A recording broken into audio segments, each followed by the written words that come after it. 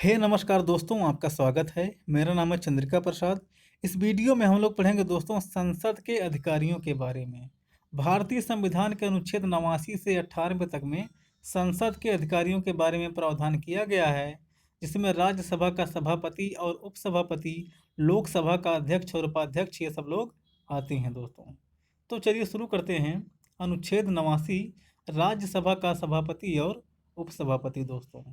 तो इसमें दो बातें लिखी गई हैं।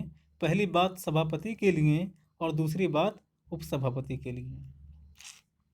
नंबर 1, भारत का उपराष्ट्रपति राज्यसभा का पदेन सभापति होगा दोस्तों।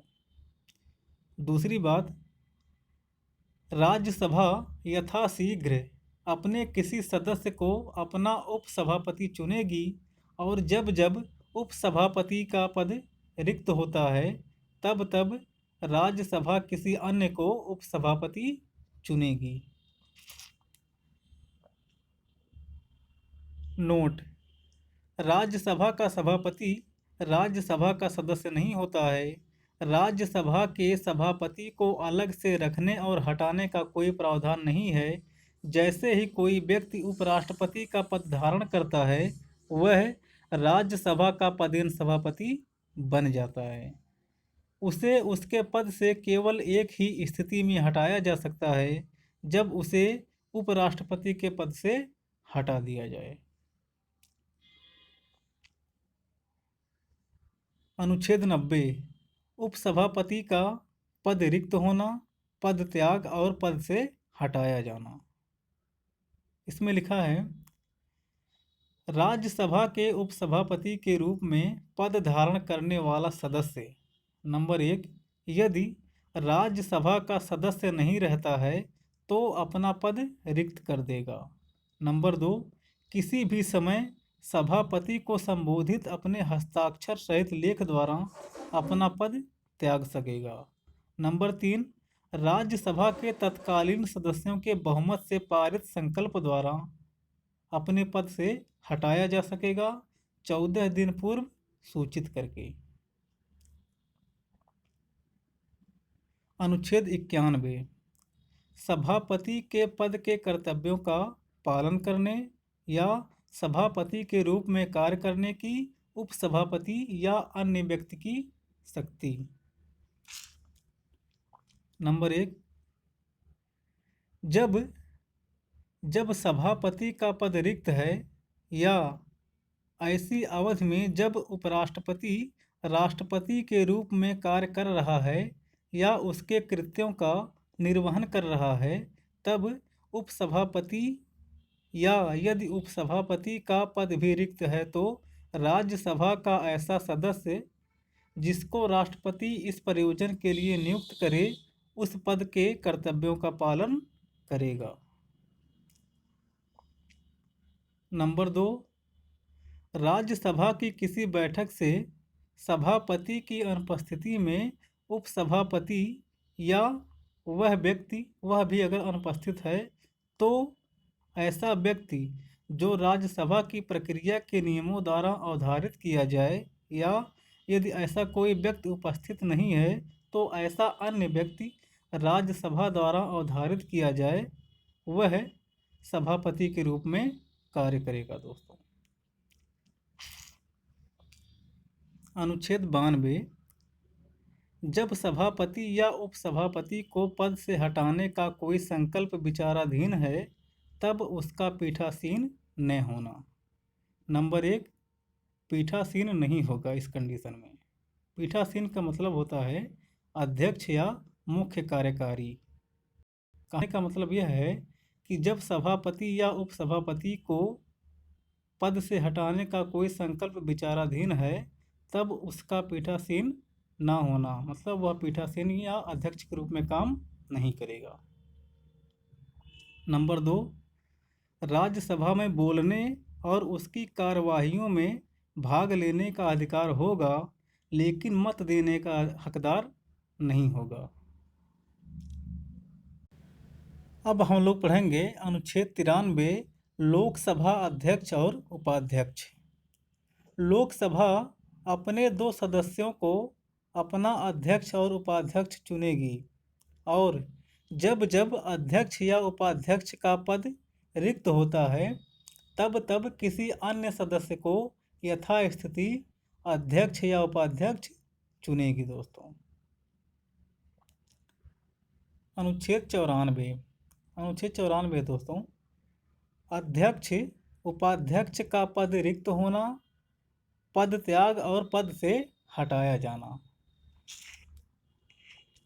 लोकसभा के अध्यक्ष या उपाध्यक्ष के रूप में पद धारण करने वाला सदस्य, नंबर 1, यदि लोकसभा का सदस्य नहीं रहता है तो अपना पद रिक्त कर देगा।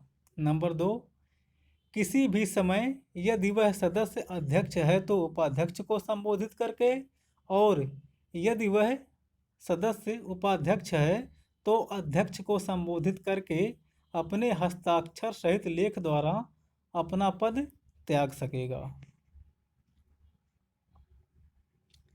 नंबर 3, लोकसभा के तत्कालीन सदस्यों के बहुमत द्वारा पारित संकल्प द्वारा अपने पद से 14 दिन की पूर्व सूचना पर हटाया जा सकेगा दोस्तों। अनुच्छेद 95, अध्यक्ष के पद के कर्तव्यों का पालन करने या अध्यक्ष के रूप में कार्य करने की उपाध्यक्ष की शक्ति। इसमें लिखा है कि जब अध्यक्ष का पद रिक्त हो तब उपाध्यक्ष अध्यक्ष के रूप में कार्य करेगा। उपाध्यक्ष के भी ना रहने पर राष्ट्रपति किसी अन्य व्यक्ति को इसलिए इस काम के लिए नियुक्त कर सकेगा दोस्तों। अनुच्छेद 96, जब अध्यक्ष या उपाध्यक्ष को पद से हटाने का संकल्प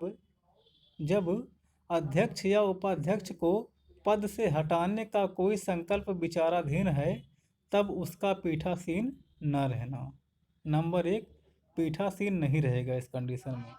तो अभी बताए हैं, पीठासीन का मतलब होता है अध्यक्ष या मुख्य कार्यकारी के रूप में नहीं रहेगा जब उसको हटाने का कोई संकल्प विचाराधीन है तो। और नंबर 2, लोकसभा में बोलने और उसकी कार्यवाहियों में भाग ले सकता है और प्रथमतः मत देने का हकदार होगा, लेकिन बराबर मत होने पर वह निर्णायक मत नहीं दे सकेगा दोस्तों। अनुच्छेद 97, सभापति और उपसभापति तथा अध्यक्ष और उपाध्यक्ष के वेतन और भत्ते। राज्यसभा के सभापति और उपसभापति को तथा लोकसभा के अध्यक्ष और उपाध्यक्ष को ऐसे वेतन और भत्ते मिलेंगे जो संसद विधि द्वारा निर्धारित करेगी, और जब तक संसद निर्धारित नहीं करती है तब तक उन्हें दूसरी अनुसूची में किए गए प्रावधान के अनुसार वेतन और भत्ता मिलेगा। अनुच्छेद 98, संसद का सचिवालय। नंबर 1, संसद के प्रत्येक सदन का अपना एक सचिवालय होगा। नंबर 2, संसद विधि बनाकर सचिवालयों के लिए अधिकारियों और कर्मचारियों की नियुक्ति करेगी तथा उनकी सेवा शर्तों के लिए नियम बना सकेगी। नंबर 3, यदि ये काम संसद नहीं करती है तो राष्ट्रपति लोकसभा के अध्यक्ष और राज्यसभा के सभापति से परामर्श करने के बाद सचिवालयों के अधिकारियों और कर्मचारियों की नियुक्ति के लिए समिति बना सकते हैं दोस्तों। महत्वपूर्ण तथ्य। नंबर 1, राज्यसभा के प्रथम सभापति डॉक्टर सर्वपल्ली राधाकृष्णन। नंबर 2, राज्यसभा के वर्तमान सभापति वेंकैया नायडू। नंबर 3, प्रथम लोकसभा अध्यक्ष तो आप लोग जानते हैं गणेश वासुदेव मावलंकर। नंबर 4, वर्तमान लोकसभा अध्यक्ष, यह भी आप लोग जानते हैं ओम बिड़ला। नंबर 5, राज्यसभा के सभापति का वेतन 4 लाख रुपए प्रतिमाह है दोस्तों। और लोकसभा के अध्यक्ष यानी कि स्पीकर का वेतन कितना है, यह आप लोग कमेंट बॉक्स में कमेंट करिएगा। आज की हमारी वीडियो यहीं समाप्त होती है। जय हिंद।